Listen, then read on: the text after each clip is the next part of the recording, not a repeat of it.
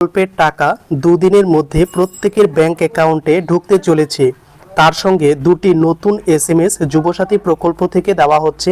এই দুটো এসএমএস না পেলে তোমার ব্যাংক অ্যাকাউন্টে টাকা কিন্তু ঢুকবে না। এর জন্য তোমাদের টাকা পাওয়ার জন্য কি করতে হবে প্রত্যেকটি বিষয় আজকের এই ভিডিওতে শেয়ার করছি। ভিডিওটি সম্পূর্ণ দেখুন এবং ভালো লাগলে অবশ্যই চ্যানেলটিকে সাবস্ক্রাইব করুন। তো চলুন ভিডিওটি শুরু করা যাক। তো যুবসাথী প্রকল্পের এই মুহূর্তে বিগ ব্রেকিং নিউজ যে আগামী দুদিনের মধ্যেই যুবসাথী প্রকল্পের টাকা প্রত্যেকের ব্যাংক অ্যাকাউন্টে ঢুকতে চলেছে। গত শনিবার থেকে যুবসাথী প্রকল্পের টাকা দেওয়ার কাজ সেটা শুরু হলেও অর্থাৎ 90% মানুষই কিন্তু যুবসাথী প্রকল্পে আবেদন করে টাকা পায়নি। এর একটা বড় কারণ হলো অফলাইনে আবেদন করার জন্য।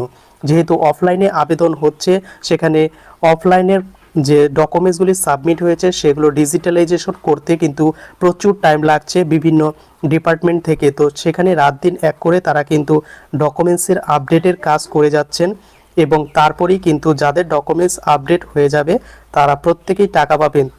এরই মধ্যে অনেকেই কিন্তু টাকা অলরেডি পেয়ে গেছেন এবং বর্তমানে দুটি নতুন এসএমএস দেওয়া হচ্ছে যুবসাথী প্রকল্পের থেকে। তো এই দুটি এসএমএস আসলে তোমাদেরও টাকা কিন্তু ক্রেডিট হবে। প্রথমে যে এসএমএসটি শেয়ার করব সেটি হচ্ছে এই ধরনের একটি এসএমএস শেয়ার করা হবে যাদের মোবাইল নম্বর দিয়ে যুবসাথী অ্যাপ্লাই করা হয়েছে। তো তাদের মোবাইলে এই রকম এসএমএস আসবে, প্রিয় যুবসাথী, আমাদের অঙ্গীকার অনুযায়ী বাংলার যুবসাথী প্রকল্পে অন্তর্ভুক্ত হয় আপনাকে স্বাগত। রাজ্য সরকারের নিজস্ব তহবিল থেকে আর্থিক সহায়তার প্রথম মাসের 1500 টাকা আপনার ব্যাংক অ্যাকাউন্টে জমা করা হলো।